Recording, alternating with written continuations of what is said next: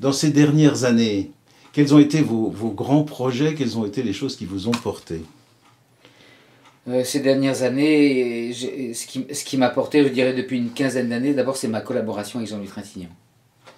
Parce que c'est juste fantastique de pouvoir travailler avec quelqu'un comme lui, d'avoir le privilège de travailler avec quelqu'un comme lui. D'abord parce que c'est un immense comédien, mais en plus parce que quand on a travaillé à travers des projets qui étaient passionnants. Qu'est-ce que vous aimez dans cette collaboration? J'aime travailler avec Jean-Louis parce que, au-delà des projets qui sont passionnants sur la poésie, la littérature, etc., comment dire, c'est quelqu'un qui a toutes les qualités du musicien, du grand musicien. Quand on est instrumentiste, même à l'accordéon, même si ça peut paraître étonnant, on passe sa vie à essayer d'avoir un son à soi. Miles avait un son à lui, on reconnaît Miles au bout de 3 notes, Chet Baker aussi, etc. Donc on passe sa vie à ça, et Jean-Louis vraiment a un son à lui. Jean-Louis dit une phrase, n'importe où dans le monde, vous reconnaissez sa voix. Vous avez l'impression qu'il travaille, c'est sa voix, c'est sa voix plus que les textes? Ou bien la question n'a pas de sens? C'est sa voix plus les textes, oui. Plus que les textes. Ah non, non, c'est pas sa voix, ça lui plairait pas de m'entendre dire ça. Justement. Après un spectacle, les gens viennent pour signer des disques ou des choses comme ça, et souvent on entend « Oh, vous avez une voix formidable, merveilleuse, etc. » Ça lui plaît pas. Ça lui plaît pas, il me dit c'est un peu comme si toi on te disait « Oh, ton accordon est formidable. » Parce que c'est son instrument, voilà. Et il préférait qu'on lui parle du travail qu'il fait. Mais bon, il a la chance en même temps d'avoir un magnifique instrument. Voilà. Et donc il a ce son-là, et c'est pas, donc quand je dis ce son-là, pour moi, c'est pas juste avoir un bel instrument. Sinon, ça n'aurait pas de sens. Miles Davis aurait une belle trompette. Et donc il y a ce son particulier, il y a le sens de la respiration, du timing. Ce sont des qualités qu'on demande aux musiciens. Dans le jazz, on demande ça, cette capacité à respirer, à construire le discours, c'est une histoire de phraser. Voilà. J'ai beaucoup de plaisir à travailler avec lui parce que c'est à chaque fois sur des textes magnifiques. Je ne connaissais rien à la littérature, en tout cas rien à la poésie. J'ai vraiment découvert ça sur 15 ans de collaboration avec lui. Et même si je suis tenté de dire qu'il pourrait dire le beau temps et que ça serait merveilleux, mais en plus, les poèmes sont sublimes. On a fait un spectacle sur Aragon, un spectacle sur les poèmes d'Alou, d'Apollinaire, et le dernier sur Vian Prévert Desnos. Donc il a ce son, ce phrasé, toutes ces qualités musicales, et en plus il a, ce que je dois reconnaître, je ne retrouve pas chez tous les musiciens, c'est une exigence permanente et une capacité donc à remettre le spectacle en question chaque soir, alors qu'on a fait peut-être 200 ou 300 représentations. Et cette exigence-là, parfois j'aimerais l'obtenir du musicien de jazz et je ne la trouve pas chez lui. Il est exigeant, le musicien de jazz, pour plein de choses, mais il compte tellement sur la spontanéité dans la musique, ce qui est propre au jazz aussi, que très souvent, une fois qu'on connaît un peu les morceaux, voilà, on part en tournée. Et avec Jean-Louis, je peux m'arrêter sur un quart de seconde, sur une respiration, sur un temps qu'on va prendre ou qu'on ne va pas prendre. Donc c'est un peu de l'orfèvrerie et j'aime beaucoup ça. Alors, Astor Piazzolla, d'abord c'est quoi la nature du projet que vous menez à son égard?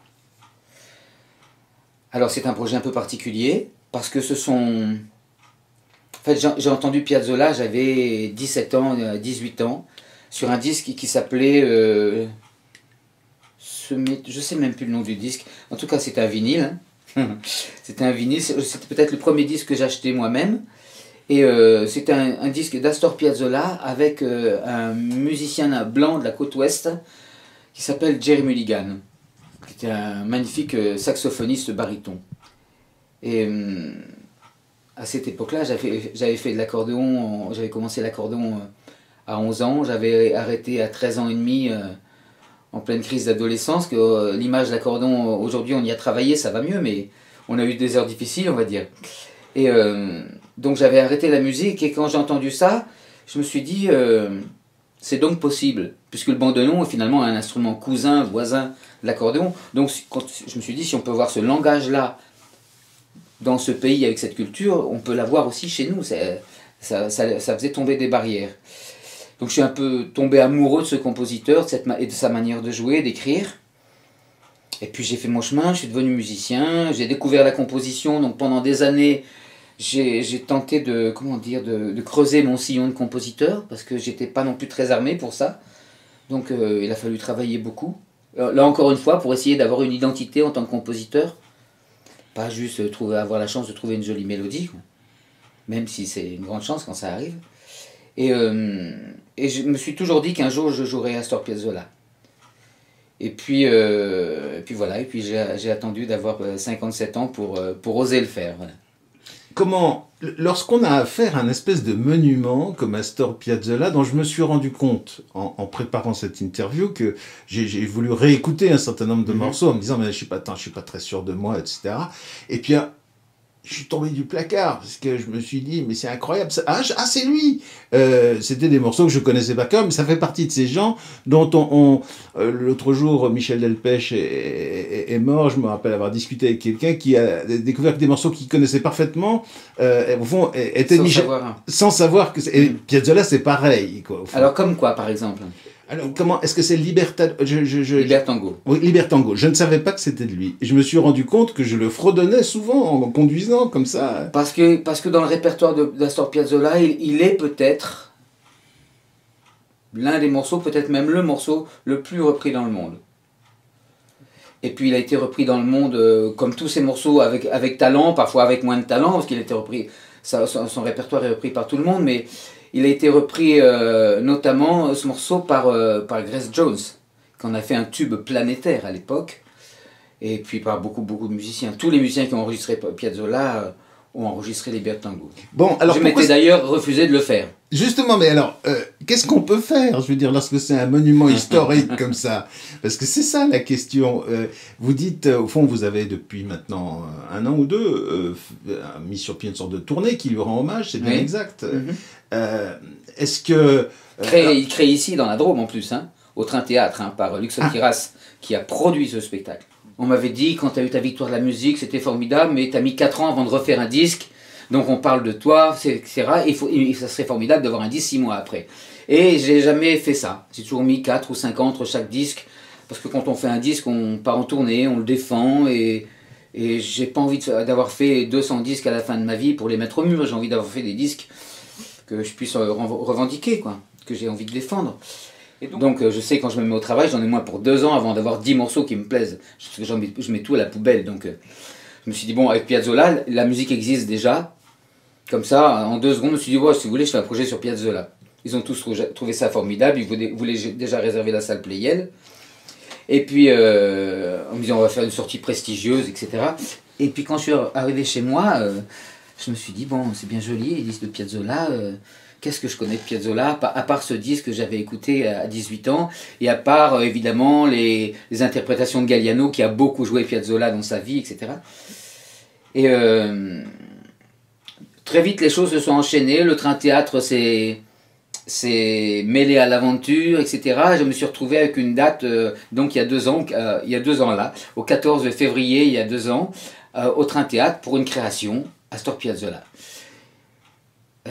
Donc si on remonte 6 mois avant cette date-là, je ne savais pas ce que j'allais enregistrer, parce qu'il y avait une création au Train Théâtre et un disque. Donc, entre-temps, on m'a rendu mon contrat chez Universal.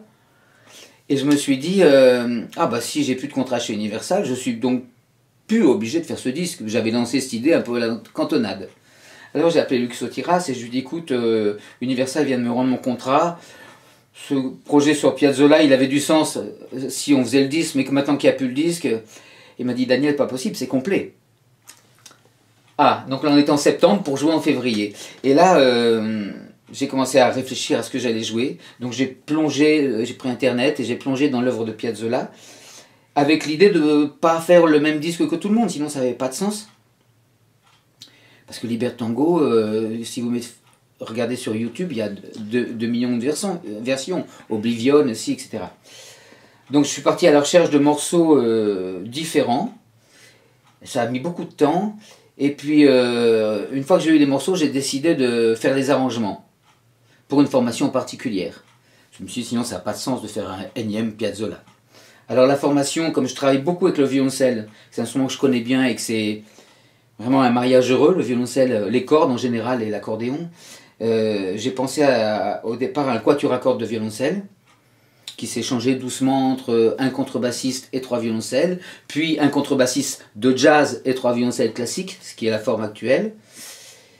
Et puis au bout de 2-3 mois de travail, j'ai dû accepter l'idée que j'étais pas capable de faire les arrangements pour les cordes, parce que ça demande des connaissances que je n'avais pas, parce que je suis autodidacte au départ, donc il m'a fallu encore du temps pour accepter l'idée que j'allais faire les arrangements par quelqu'un d'autre, en me demandant si ça avait du sens du coup de faire ce Piazzolla.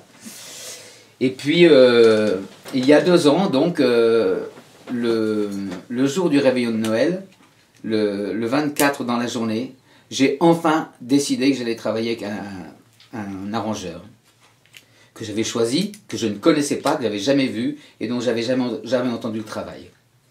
Donc vous imaginez l'angoisse que c'est, parce que quand vous donnez des arrangements à faire, c'est un peu la clé de la voiture que vous donnez. Et il connaissait très très bien l'accordéon, parce qu'il travaillait depuis très longtemps avec un de ses grands amis qui est un jeune accordéoniste fantastique qui s'appelle Vincent Perani. Il connaissait très bien le violoncelle parce qu'il travaillait avec François Salk, qui est venu jouer à Cré d'ailleurs il y a 6 mois, qui est un grand violoncelliste. Et il était fou de tango et d'Astor Piazzolla. Donc a priori, c'était la bonne personne. Sauf que je partais un mois, il fallait quand même que je lui donne les clés et que nous étions le 24 décembre à midi. C'est ça. Un mois et demi avant cette création de Train Théâtre. Je lui explique que la deadline, c'est le Train Théâtre, et que si ça se passe bien, on fera peut-être un 10. Mais d'abord, il y a le Train Théâtre, qui c'est complet, et j'ai un projet à présenter sur Piazzolla. Et que j'ai la chance d'avoir, grâce à Luxo Tiras, 4 jours à ma disposition pour répéter, pour monter le spectacle. Et je lui dis, puis j'ai un problème, c'est que je pars début janvier en Haïti, pour un mois, et c'est impossible pour moi d'imaginer travailler avec vous sans qu'on se soit vu. Il m'a dit, bah, voyons-nous demain. Alors je lui dis, mais vous semblez oublier, mais demain c'est jour de Noël. Et il m'a dit, et alors? Voilà. Et le lendemain, il a pris le train, il est descendu à Valence TGV, je suis allé à Valence TGV, on a passé 2 heures à la cafétéria de la gare.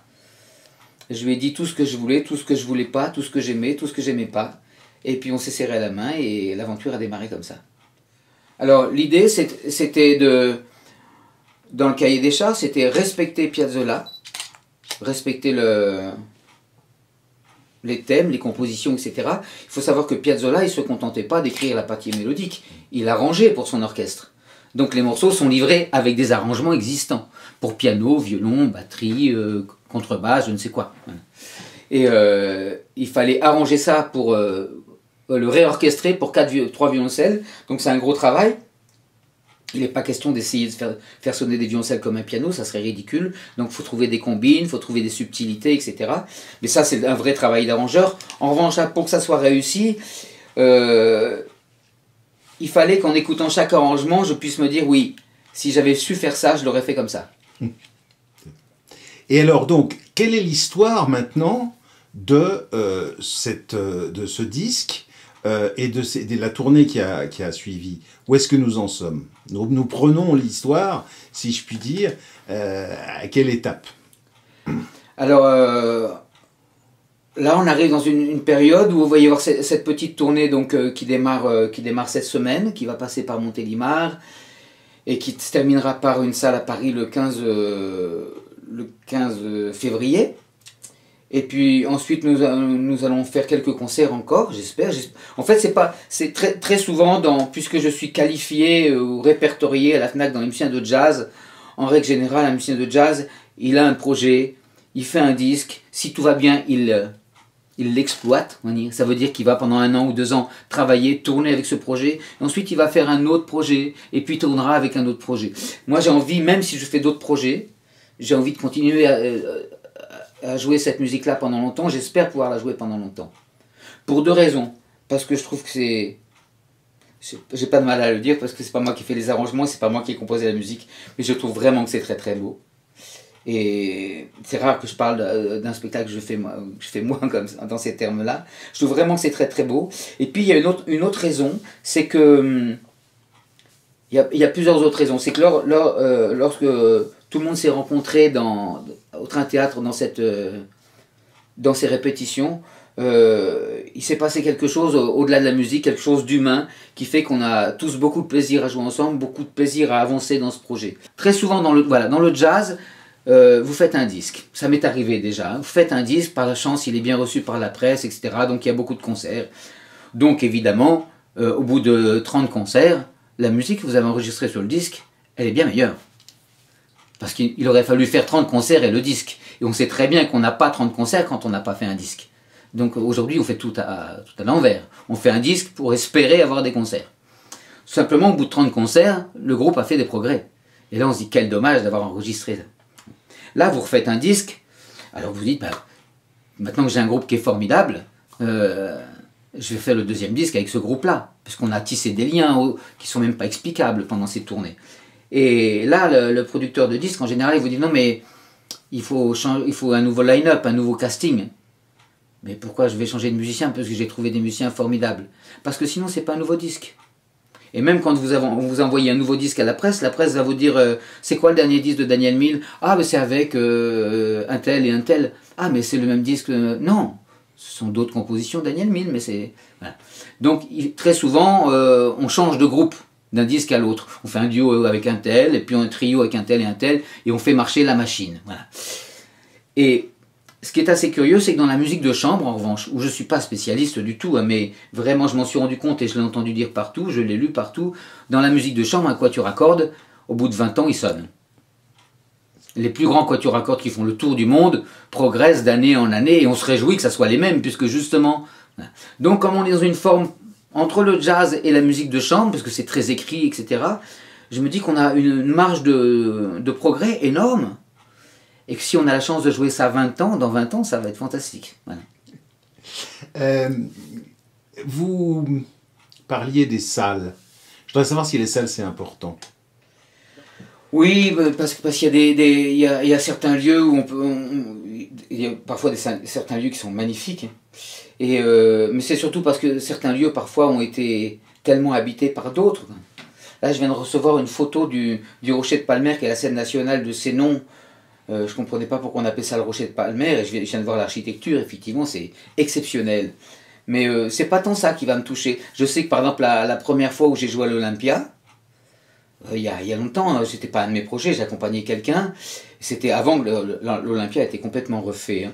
Mais j'ai eu la chance d'y jouer avant que les travaux soient faits, et quand j'étais dans ma loge, il y avait un petit bar du côté des loges, et quand je me suis assis là, puis Piaf a chanté là, Brel a chanté là, les Stones ont chanté là, les Beatles ont joué là, c'est fantastique. Donc oui, j'imagine qu'inconsciemment, ça ne nous laisse pas indifférents. J'ai joué une fois à la Scala de Milan, on n'y va pas les mains dans les poches en sifflotant.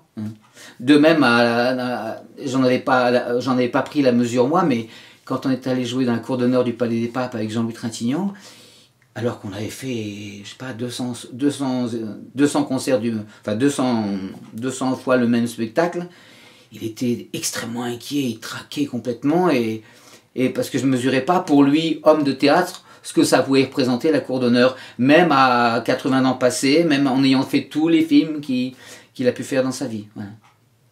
Eh oui, ça doit être très impressionnant. Maintenant, pour ce qui est du track, j'ai le même quand je joue ici à l'Oiseau sur sa branche, que quand je joue dans une grande salle, c'est exactement la même chose. Vous avez le track?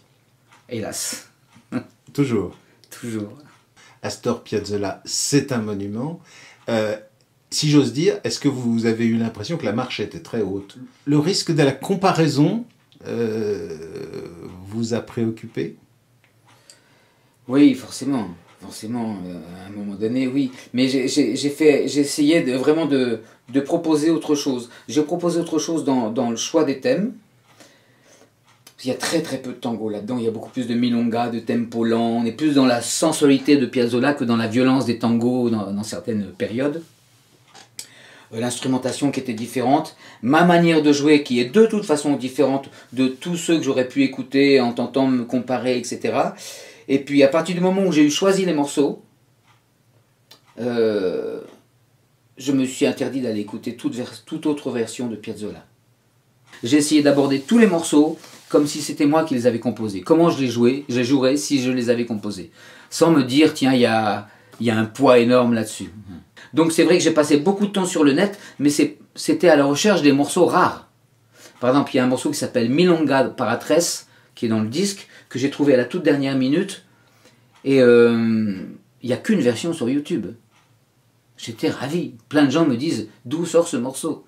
Et c'est un des morceaux les plus forts du disque en plus, donc je suis vraiment content de l'avoir joué. Aujourd'hui, cette musique, dans le temps que nous vivons, trouvez-vous qu'elle s'insère bien, pour dire les choses un peu de façon générale? Je ne me pose pas cette question. Je ne saurais pas y répondre. Mais ce n'est pas une question que je me pose d'une manière générale. En fait, je ne me pose pas la question comme ça. Quand je mets un disque de... je pense à ça à chaque fois que je fais un disque. Quand je mets un disque comme... je prononce peut-être pas bien en anglais, You Must Be Living Spring de Bill Evans, qui est l'album blanc de Bill Evans, qui est pour moi le grand album de Bill Evans. Ou quand je mets Kind of Blue de Miles Davis, et que je les mets le matin après une nuit blanche, j'aime. Je les mets le matin après une nuit de sommeil, j'aime. Je les mets le soir, j'aime. Je les mets quand je suis sous, ivre mort, si ça m'arrive. Enfin, je veux dire, dans n'importe quelle condition de ma vie, tous les jours de la journée, j'aime. Alors qu'il y a des disques, oh, ce disque il est bien le matin, ou celui-là il est bien le soir. Et ces gens-là ont réussi à faire des disques qui sont du bonheur tout le temps dans ma journée. Voilà. Et bien Piazzolla, c'est un peu ça.